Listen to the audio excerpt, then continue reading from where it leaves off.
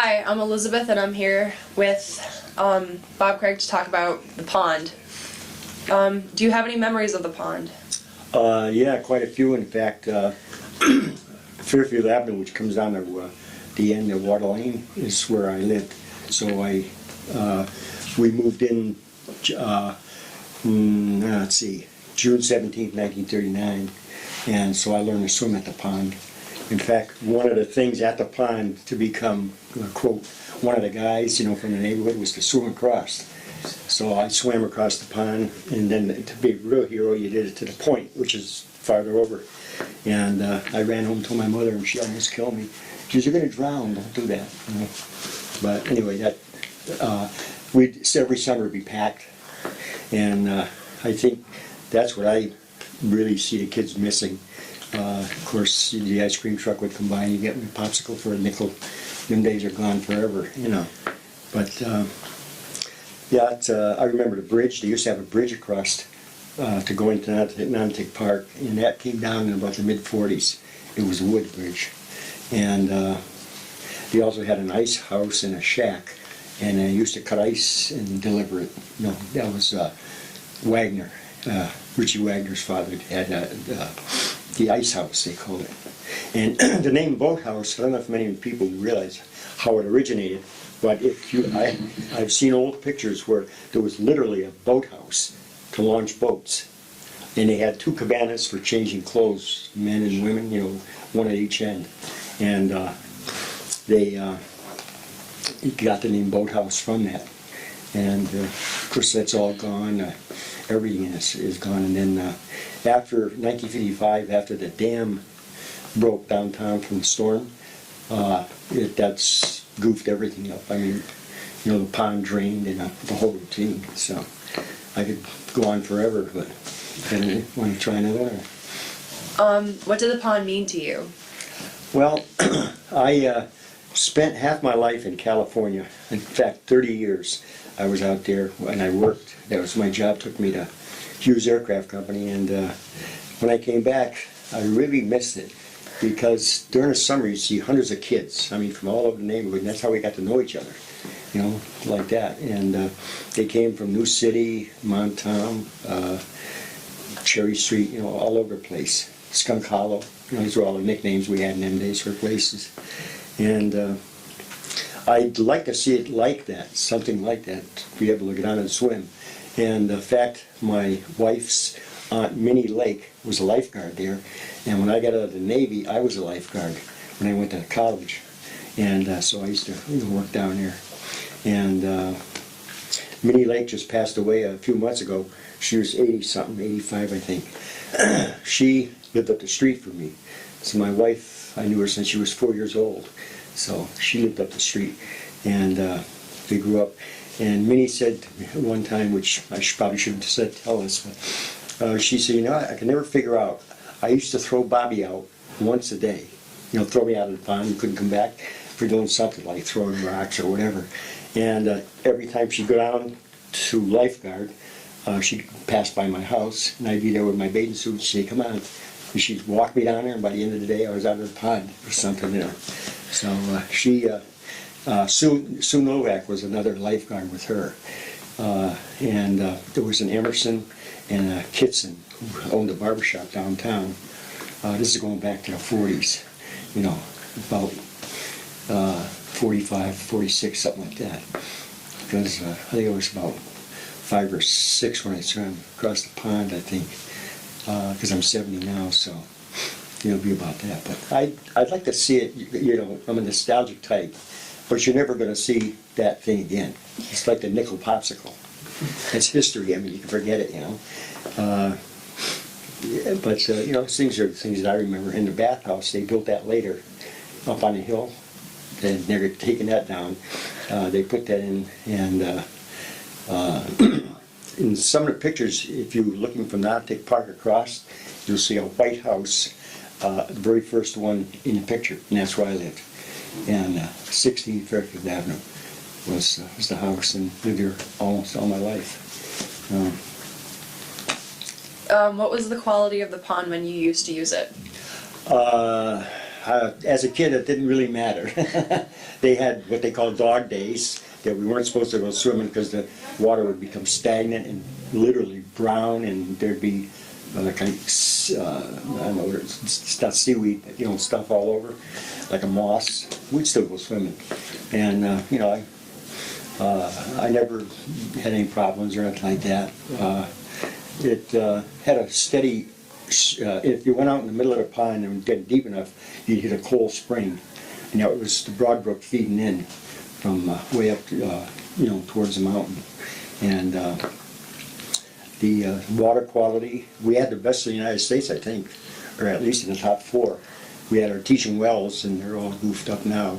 But we said there was pipes coming out of the ground, the water, and you go up Broad Brook and you could actually drink right out of the pipe. Now you'd probably kill you. But they capped them all up, I guess. So. What would you like to see happen to the pond in the future? Well, like I just got through saying, it would be nice if they could make it so the kids could go there swimming. Of course, they need the lifeguards and stuff like that, but it really, when they built the pool over in Nautic Park, that took away a few of the kids, but most of them still like the boathouse because there was not really that many regulations and things.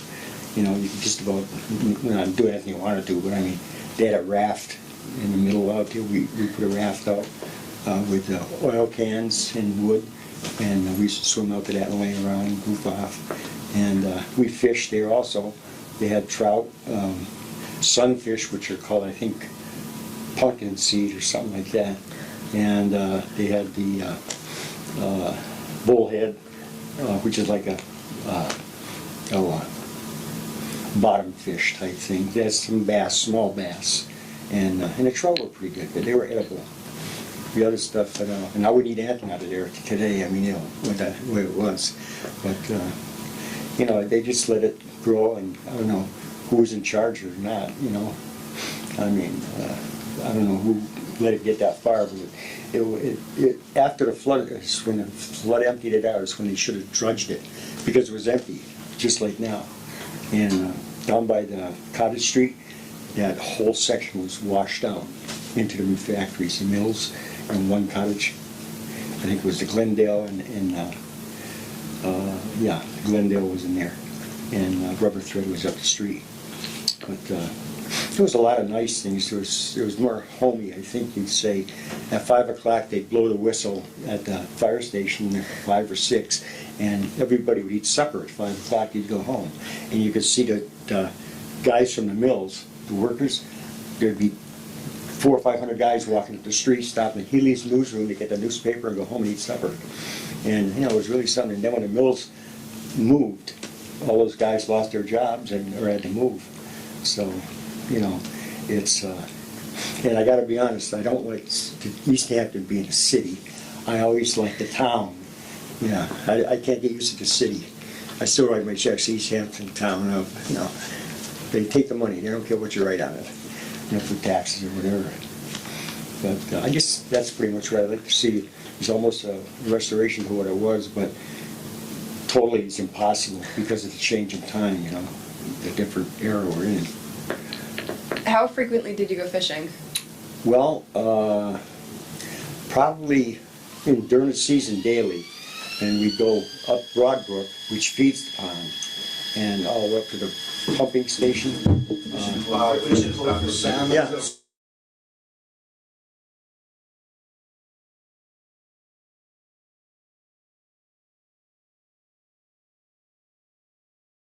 How frequently did you go fishing? Well, during season, probably once or twice a day. You had to catch a limit of 12, and that was the end of it for the day, by their rules, laws or whatever. And they had to be longer than 6 inches or greater, or you had to throw them back in. So, you get out there, and once they stocked up at the pumping station, you'd be out there fishing like crazy because that's where they dumped all of the trout. And so you could get your limit in about 10 minutes, to catch 12. And I remember one day when I was going to Maple Street, it was junior high, and I didn't go into school in the morning. And I went fishing, first day. And so I come in at noon because I caught my limit. And Alice Hadro, I think, was there with Miss Murray and somebody else, and they said, how many did you catch, Robert? Because I had called in sick, right? I said, I got my limit, and that was the end of that. They just said, let it go. Because I did, academically, I was doing okay, so they were lenient. But you should fish just about all the time. There would be guys down a pond fishing in there, with casting or lures or stuff like that. And then I used to tie my own flies. I learned how to tie flies, and I'd go wet fly fishing or dry fly fishing, that kind of stuff. And then down the old bed, which is down by the Connecticut River, we used to bass fish there with flies. But it was nice to tie a fly, a hook. You know what I mean by a fly? Tie one and yourself, and then catch a fish on that same thing. I mean, it was really neat, because you tied the fly and you caught the fish. So, and trout were good. I like to eat trout. Trout were very good. And if you caught one with a pink inside, if you went way up Broadbrook, way up into the brush there, if it was pink inside, it was called like a native. It was real old, born there, so to speak. And the stockfish weren't pink inside; they were light because they were grown in the fisheries, and then brought down and dumped in. So, and then I used to hunt out there. In them days, you could do a lot of things. We would hunt carp in the water, and you could take a .22 rifle with you and shoot one. And there was no cops around or saying you can't do that. You weren't shooting anybody, just the fish. And then we used a bow and arrow and try that. And we had a lot of fun. We had our rowboats, and some of the guys had canoes. In fact, the old joke is I can row boat canoe. So throw that one out. But I can honestly say I had a kind of like a Tom Sawyer childhood, I guess you might say, as far as what to do, and you had freedom too. I mean, you didn't have a lot of, we used to play baseball down right next to the pond, and there were no parental intervention whatsoever. We settled our own disputes, and you can imagine how we settled our own disputes, whether it was a fall ball or fair or something like that. The strongest guy would win the fair fall. So. How did the town react to the flood?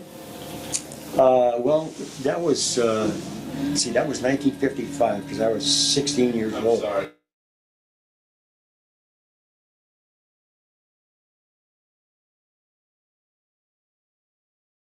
How did the town react to the flood?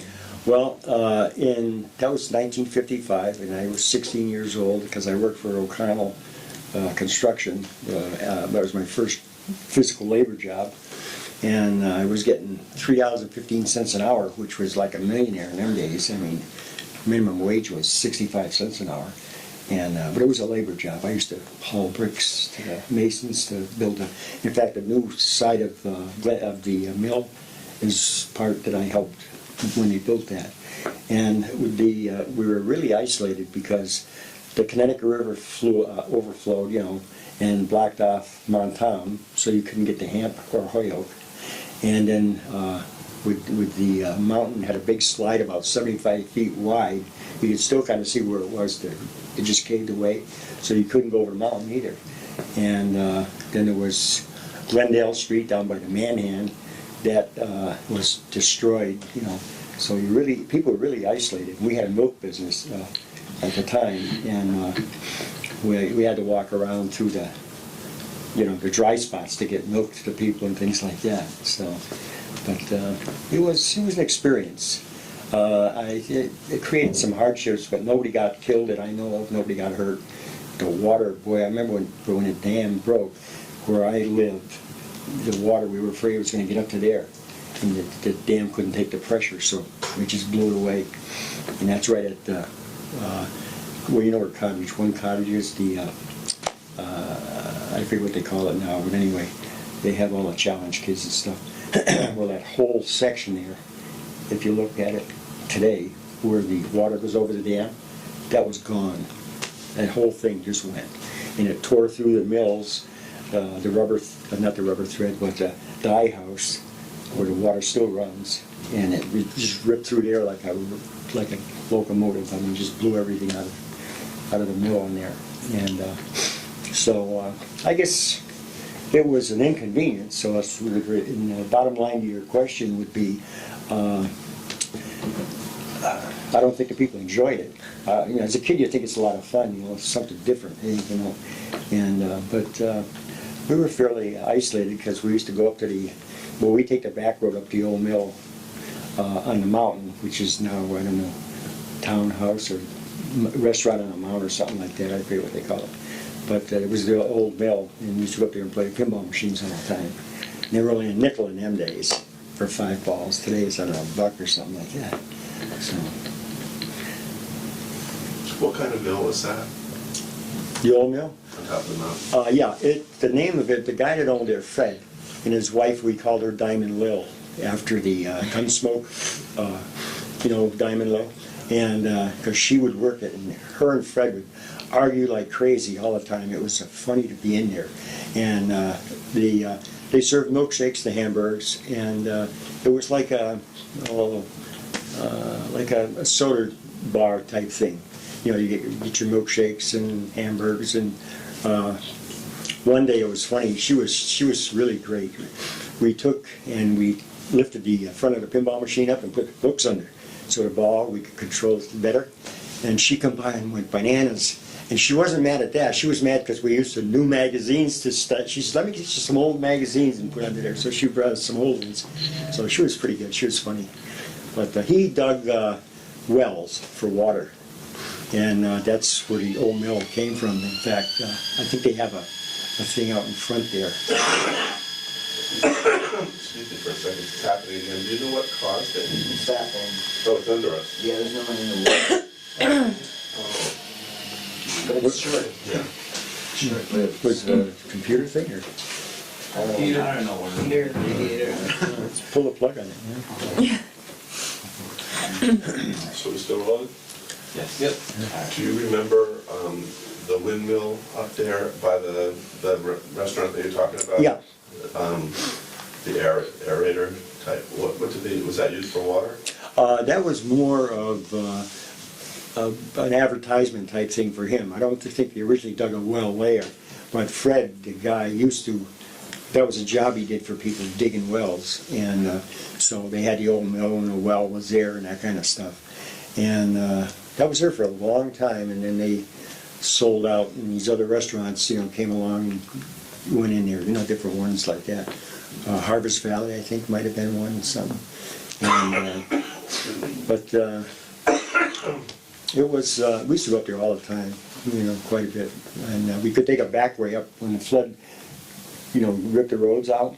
Where there's a back way, we used to go up through Hendrick Street. You could take a back way, but you had to have a tough car to do it. And I had a '53 Ford Victoria. I mean, you had to have like a tank to get through there because they had some big trenches. So we'd all pile in there, and for $1 you could drive around all week on gas. It was like 19 cents a gallon. So, and that was a big thing in them days too, is just driving around. I don't know what the term they used, but cruising or whatever. But just to be out. Nobody wanted to go home, because the night was ended, and we didn't want to end the night, So we'd go to Hamp over to A&W's, and the Barbries was where the Sunshine restaurant is there, I think. It's right down on Cottage Street, it's right in the corner, next to the Grand Prix jeweler. Sunrise Bakery? Yeah, Sunrise Bakery, right. That used to be the Barbries when we went there. John and Steve and the old man owned it, and they used to have fruit stands out front. And they sold penny candy. For $0.25, you could go in there and you get a bag of candy, because you bought them by the penny, like 3 for a penny and 2 for this and a nickel for that. And the movies were the same thing in Majestic. When I remember, I could take $0.25 back then. I could get into the movies, have a box of popcorn and 2 candy bars for $0.25. Try that today, more like a $20 bill. But it was a dime to get in. Candy bars were a nickel. Popcorn was a dime, and and we all sat down and And then we used to take the boxes, you could blow them like a horn, and they'd make them wee. And Joe Rappalis used to turn the lights on. He'd get furious, he'd run down here and he'd be looking like that, because the Rappalis family is the ones that owned it. In fact, the Historical Society is the original Rappalis house on Hoyok Street. That's where they, grew up and lived. So, but everybody knew everybody then. The cops, they always walked the beat, and so you knew, just about all of them. I can remember every one of them, in fact. And, it's just those days are just, they're gone, and I think that's how, what I define a generation gap. Like a young girl like this is going to grow up in this type of society and not think it's different, because you're going to adjust as you go along. Whereas a guy like me, like how old are you? 15. 15, okay, I'm 70. So if you go back, that generation gap means a lot to me, because I noticed a change, but you weren't even there, so it's not a change. You see what I'm saying? And I think that's how I define generation gap, is that age spread there. Because I've probably said in the interview many times, you'll never see that again, like a nickel for a Coke. They had a nickel glass, they don't even have them anymore. And see, you're never going to experience that because you never pay a nickel for a Coke. Probably $1 or something, I don't know. So, and the movies, even a haircut we used to get a haircut every Friday. And if you missed, you didn't want to go to school because you had long hair. And now boy, everybody's going crazy with it. So we did I think a haircut was $1. And the most I ever paid, back then it went up to $1, I think, or half $1 or something like that. And there were the old barbers. In fact, Sue Novak, the woman I mentioned before, her husband Walter had a barber shop with had tattoo places next to Dr. Bond's. Well, that was a that was a barber shop that Bobby Novak, Walter's son, took over and worked it. And since then he's passed away too. And Bobby and I grew up together, so basically the same age. And it was nice in a way spending the time I did in California. I spent half my life there. I worked 26 years for one company. And I came back and people said, you know more about this place than we do, and we never went anywhere. But you see, I didn't have that. I remember the good old days, and it just stuck with me, and I got a good memory for that. So, that's how I remember, all those things. Can you tell us a little bit about being a lifeguard at the pond, what it was like? Can you kind of set the scene, describe the whole? Well, they come in once a year. The town would come in, town trucks, DPW or B, whatever it was, and they put fresh sand right at the boathouse area. As you look down where that house is up there, the change where you change everything. Well, they come down and they rake it out and smooth it out, and then they put some in the water out about maybe 15 feet, so you could walk out a ways, and you wouldn't have that muddy bottom. And they did that once a year, and then the kids, would go down there and swim. And we used to lose, unfortunately, we'd probably lose one person a year to drowning. Or sometimes, in fact, I remember one guy out and see when he pulled him out across the pond. They were having a party at Nashawannuck Park, and he came down and dove in, and he wasn't familiar with the area, and he broke his neck, and so he drowned. They just pulled him out.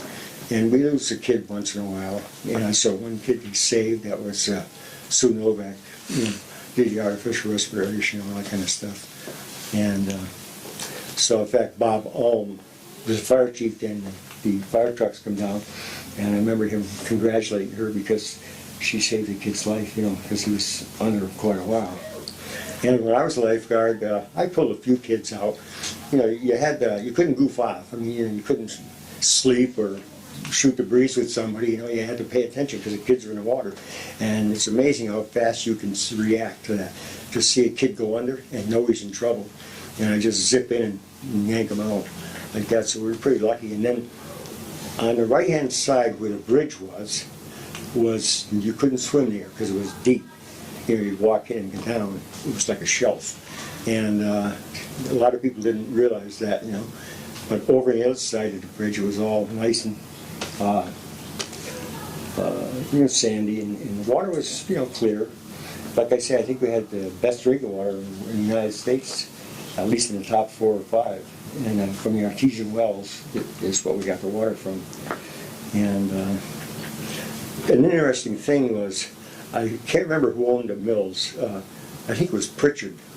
If Pickett or Pritchard or something like that, he would let the lifeguard, Minnie Blake, my wife's aunt, well, she used to work at Glendale as a secretary, and he would give her the summer off with pay to lifeguard.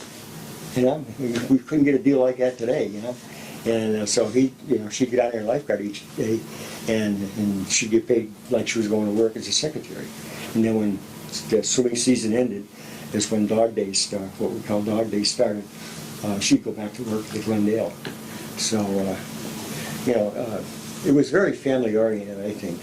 You knew everybody, you knew all the kids, the families and stuff. And we never had, well, I won't say never, but parental intervention was unheard of in them days, and which I think, to me, it was good because it made you independent, and it made you resourceful in a sense. So, and we played all kinds of sports and had a lot of fun. We played baseball, basketball. In fact, we put a basketball hoop up on the telephone pole down by the pond on the corner, and the telephone company came down and took it down.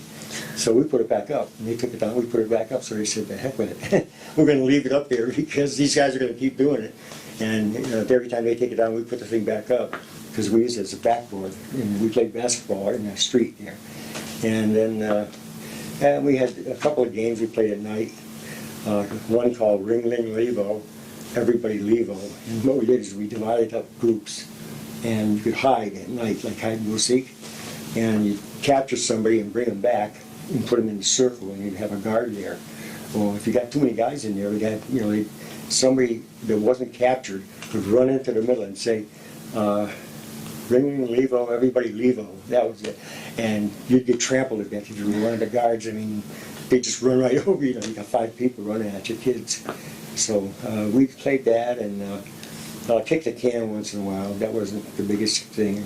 And it was funny because you could go hunting. I was hunting at 15 with a note from my mother that I take up to Chief Scriners, and they would continue.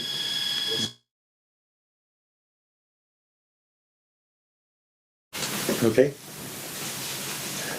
As I was saying, a funny thing was I could hunt with a shotgun or a .22 rifle at 15, but in order to own a Red Ryder BB gun, I had to be 18.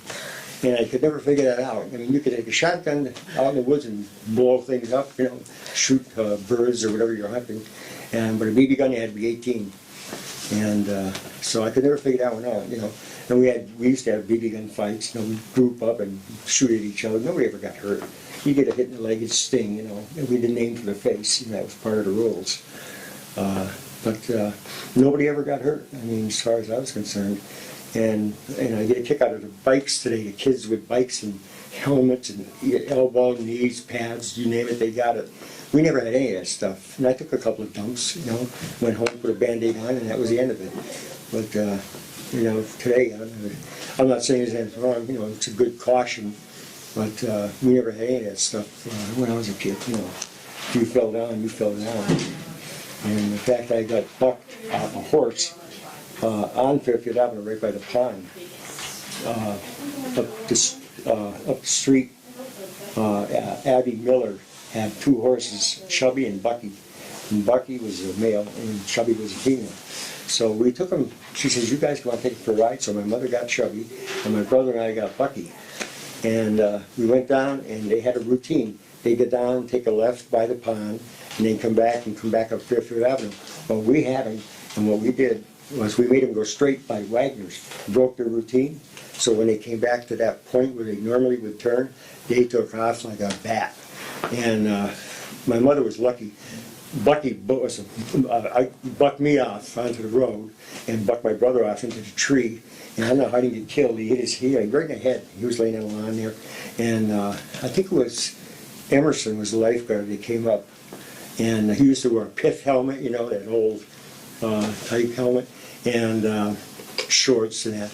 And I remember picking me up and taking me to my house. And they put me in a deep sink. In the kitchen we had a sink, and the deep sink was where you did your washing in it. And I was a little guy, so they put me in there and hosed me off, you know, whatever, and put Band-Aids all over my, because I got scraped. I had a bathing suit on when I got bucked. And my mother was very lucky because Chubby ran up the street, ran right into the barn on Fairfield Avenue, and my mother ducked, or she would have got her head taken off. He ran right back to the stall. She stopped right there. And she says, I ain't never going to do that again. I says, I don't blame you. And my brother didn't get hurt. You know, I mean, we had a bump on his head. You know, I had a lot of bruises from the road, mostly, you know, scrapes and stuff like that. So I think we got carried away there. What was it? Yeah. Do you have any older pictures of the pond back when you used it? Yeah, Greg had mentioned to me about that. I do, and I'm going to have to look for them somewhere. But I have pictures of the ice house, the bridge, the shack, and in fact, I think I got one of the boathouse, the original boathouse, with the cabanas that were there. But I'm going to have to look for them because, you know, I packed everything. When I came back from California, I got everything packed in boxes and just never opened a lot of this stuff unless I needed it. But to answer your question, Milky was the guy that would have been the guy to talk to. Unfortunately, he's still passed away. But he lived right on the corner. We used to get on to Mrs. Milky's, and that's Nashawannuck, right by the pond. And they owned that corner. And I used to fish down there, and I was the only kid that could because they had it posted. So I'd knock on the door, and she'd say, go ahead, Bobby, go fishing. So I'd get on there and fish by myself, and I used to catch snakes down there. The green and the brown garden snakes, and my neighbor used to scare the. Well, I go up, look what I got. She, yeah, my mother go, don't do that, you know. And so, Milky, I believe, had pictures. I talked to him a couple of times, and he gave a few presentations at the Historical Society of the boathouse and different things, and he had pictures going back to when the pond was a brook, you know, and if you see it now, in fact, you see how that stream is, you know, if you look at it, there's stumps where they cut the trees, that was the original pond, the original stream that filled up the pond once they put up the dam, and I think they dammed it for the water for the dye house, you know, for the mills, yeah, so,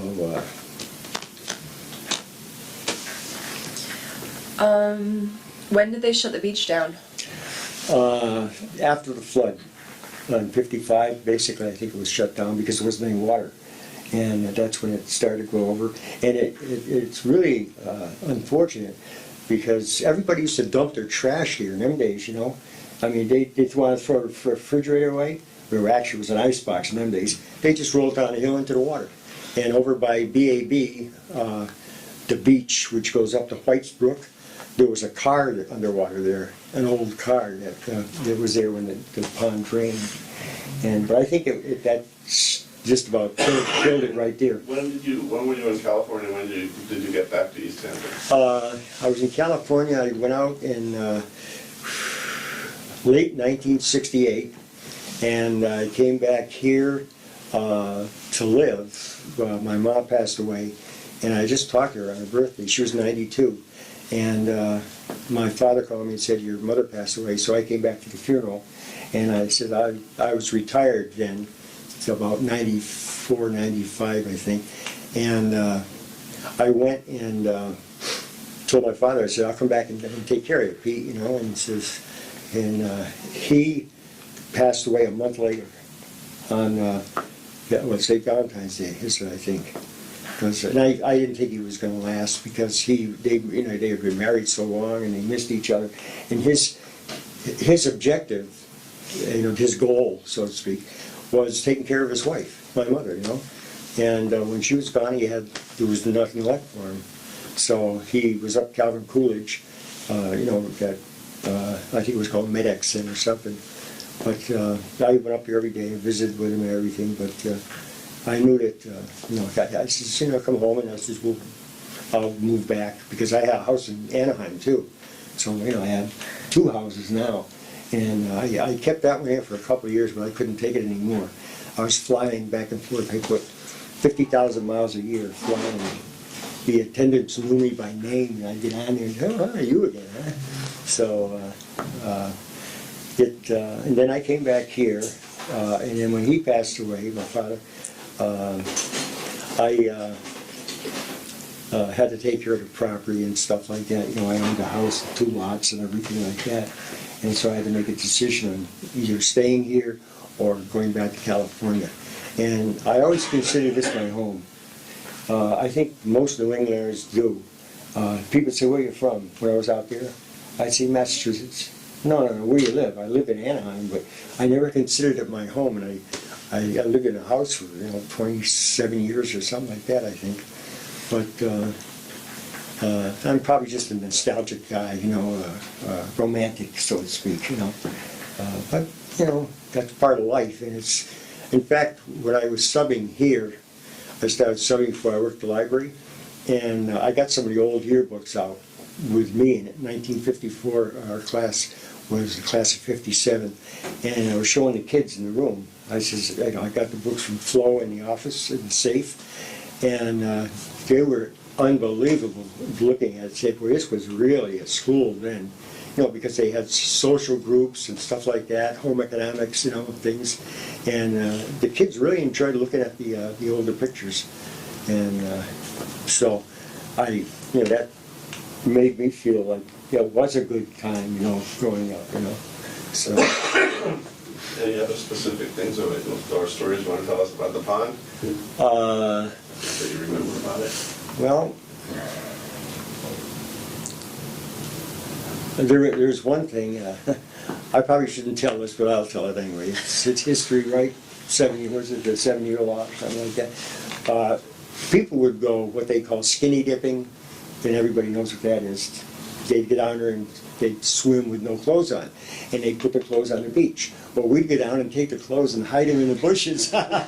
So when they got up, they didn't have any clothes, they'd be going, no, they couldn't run down the street with nothing on. And we used to pull that, so they got the message, they used to hide their clothes before they went in. They didn't leave them on the beach. But that was one of the things we did. And it was kind of a parking spot, for dates. And, you take your girl out and go parking somewhere and right around the pond. Then the cops would come by and check and flash the light and they'd move, So I was tricky. What I did was I used to park in my house in the yard and I'd tell my mother, if I come home and don't come in, don't come out. Because probably out there with my girlfriend, and nobody was going to sneak up on me, because being out there. So, there was some advantages to it. But as far as everything else, it's just quite a change, from what it was. I mean, you had to live it, I guess, to realize what I'm talking about. You know what I mean? Go swimming down there, and I put 5 years in the Navy, and then when I got out, I went to UMass, and then I was lifeguarding, and I was about 20. I think I was around 22 or 23, so I was an older guy. But then, actually young today, but, and the kids were your age, the other lifeguards. And Yadi Bagetta was in charge of the recreational thing, and we all had to get, certification for lifeguard. And we did that up at the Williston Pool, and, we had to drag somebody out of the water and make believe pumping water out of them and all that kind of stuff. So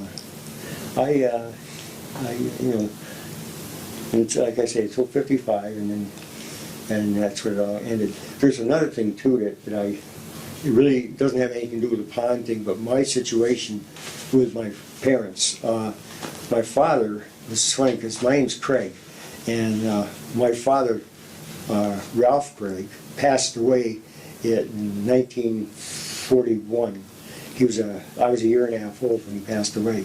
So my mother remarried in 1946 to Pete Malarski, but they'd never changed our name. They said, do you want to keep the name Craig or not? And my brother's 7 years older than I am, so he said, we'll stick with Craig because we've been using it in school and that. So that's how, I used to, in fact, I got him, you could get away with it if you were like a Polish joke, Well, for Christmas one time, one of the things I got him was a coffee cup with a handle inside, and he loved it, because you had to stick your hand in the coffee to get the handle. And so he worked National Felt, and he took it down there and showed all the guys, look at my son got me for Christmas, a cup with a handle inside. So, but, How do you feel about the pond being dredged? I think it's it's like closing a barn door after the horse took off.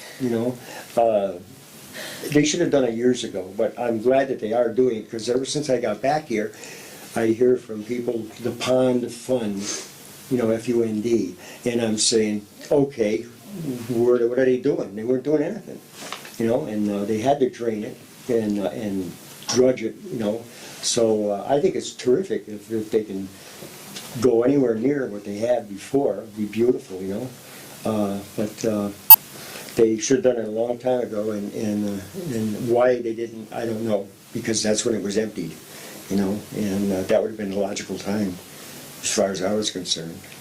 And but they stopped the people from throwing their junk in the water too, which is, we used to have a town dump, where you go bring your trash and throw it down a hill out on Glendale Street, Loudville, and that's all closed up now. You got trash guys, and they got all kinds of rules and regulations and whatever.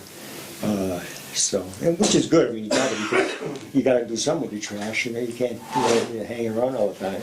But in them days, you could just, in fact, we used to burn papers in the fireplace outside our trash, the burnable trash, and you can't do that anymore either. And we used to burn leaves, rake the leaves and burn them, and now you need permits and things like that. So times have changed, the more people you get, the more rules you gotta have to keep things under control, I guess, So it's not a simple life like it used to be. But, can you describe the beach scene? the scene? Just paint, but Yeah. Well, I can't remember the year that they put the bathhouse up on a hill, which I think they're taking down. But I think I'd say that was in the 50s, if I guess, because I remember when it wasn't there. And you'd come in and go down the hill, and then it would start with the sand, the beach that they brought in, and it would be there. And it was pretty wide. It went from the one side, the edge of the water, over to, there's about 30 feet from the other side, type thing. And then all the way back up the hill for, 100 feet or whatever. And like I said, they raked it over in little pebbles type thing, And the lifeguards would go down, I forget hours, it was in the morning, like 10 o'clock it started. And that's when you'd go swimming. Of course, we'd get down anyway, we'd swim when we wanted to. And the big thing used to be, too, we used to work picking tobacco. It was one of the jobs. The girls would do the sewing, and the guys would pick the leaves and for the cigar companies. And it reminded me, what they used to do is you'd be so dirty at the end of the day from working, tobacco juice all over you, you'd get on a pond with a bar of soap, and that's where you took your bath. So, there's no way to go home and do it. Your mother would kill you, doing something like that. But, that was pretty much the setting. They had lifeguards had a rowboat, there was that, docked at the beach right there in case you need to go out, in the middle somewhere. There were rules, you couldn't swim across the pond, which we ignored totally, and then we go up and down to the park, and then there was another beach up there that called B&B, and you can figured that one out. I don't forget what we reported that one. But it was up towards Whitesboro, where the point is, and it goes up like that. Oh, I thought you said something. No, that's But it was nice. It was kind of it wasn't cold, it was tepid. We used to love to swim in the rain because the water was warm. And our folks would go crazy because lightning would be flashing all over the place, right? And if you hit the water, you're in it. You'd fry. And nobody ever got hit. But we liked to swim because for some reason, the rain made the water like bath water, like warm. It was beautiful. And so, we did things like that. We pushed our luck, I guess you might say. And here we made it today. So, I guess, looking at that. Is there anything that you'd like to add? Is there anything you'd like to add? I think overall, I feel that it's unfortunate for the kids of today, that they never experienced that, and again, the generation gap thing. And, you could do things like in fact, one key would open almost every door in town, in the house. They called skeleton keys. Well, that's what they had for a key. And, and you didn't have to worry. You could go to the store and leave your door unlocked, And today, you got alarms and everything else, forget it. You won't even leave your car unlocked when you go into the market. So there was a lot of change, social change since then. And, with drugs and all that kind of stuff. I mean, I'm not saying we didn't, do our thing. Our thing was beer. We'd get 6-pack, get somebody 21 to buy us beer. And if you were stupid enough to do it, because you can get in real big trouble for that. It's like 18 months they could lock you up, And the guy that bought it for you, not the kid. And we'd, take a couple of 6-packs and so. And no drugs, never had drugs at all. I didn't even know what they were. I think the first time I experienced anything, not experienced personally, like I did inhale, the president thing, it was marijuana. And that was when I was in the Navy, and I was in my 20s. And that's the first time I'd ever seen a stick before, a cigarette. And so we didn't have any of those things. And today, they got everything, I'm going to buy it. My doctor told me, he said, hey, if you want a prescription, you could probably get one at the school or on the street, better than you could from me, go to CVS. And I said, hey, excuse me. So, I think that's one thing that I'm totally against all that stuff, and although I did, break the rules of drinking beer and stuff like that. That was about as daring as thing as we did. And we could stay out late too. You didn't have to worry about the kids. Like, your daughter or something like that. You could stay out till 2 in the morning and be safe, and take care of the guys, Today, forget it. You're not safe at 9 o'clock at night sometimes. And so there's a heck of a lot of changes. And the cops walked the beat then. And they were always around, they knew everybody knew everybody else. And I got picked up once, in fact, it was funny because Frank Strange was the chief of police. And I remember it was going to go to town hall, and he called my mother up and said, Florence, get up here and pick up this kid before I lock him up. And I wasn't doing that, I was yelling or something. That was some stupid thing. So, but I had a lot of fun. And I think it was a very, very nice time to grow up. I think the 50s, late 40s, it was really good. And, and again, I define that as a generation gap, because you never experienced that, because you weren't there yet. So, and it's funny, when I went to work at the library over at the school, I'd see a name and I'd know the name. And I'd say, oh, is so-and-so your mother? Well, it was always the grandmother. It was never the mother or father, it was the grandfather or grandmother because I forgot. that generation was like 60-year difference there, you know? And that was fun too, because I seen a lot of people that they had at dinner and grandparents, and a lot of them from the early school, and I knew, you know, some of them, things like that. And, you know, it's a thing where you should see people as much as you can. I think, you know, people you know, because we have a homecoming every year for the high school graduation classes. We group all our classes like a reunion. And one of the kids, who was a senior in high school, Vicky Golas, I had asked about him, and so one year, say 2 years ago, he came, and I had a chance to talk with him. And before the next homecoming, a year later, he had passed away. So, you know, at least I got a chance to see him again and talk. And we're all getting old enough where, you know, we're going to be checking out sometime, you know. Like I'm 70, you know. My mother was 92. I don't know if I want to go that long or not, you know. That's a trip.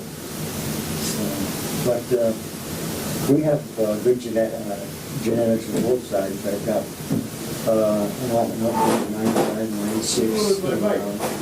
And you know, it was my natural father, Ralph Craig, and came 7 boys and a girl. And they lived on Hoyok Street, 22 Hoyok Street, back to the old home school. And my stepfather, Pete Larski, came from 4 boys and 4 girls. So I had aunts and uncles up at Missoula, and you know, I had a bunch of them. And you know, like the Bergelevic is a cousin, and the Larski's, of course, are cousins. And you know, so Christmas time was fun. You know, we were in each house and the sun played.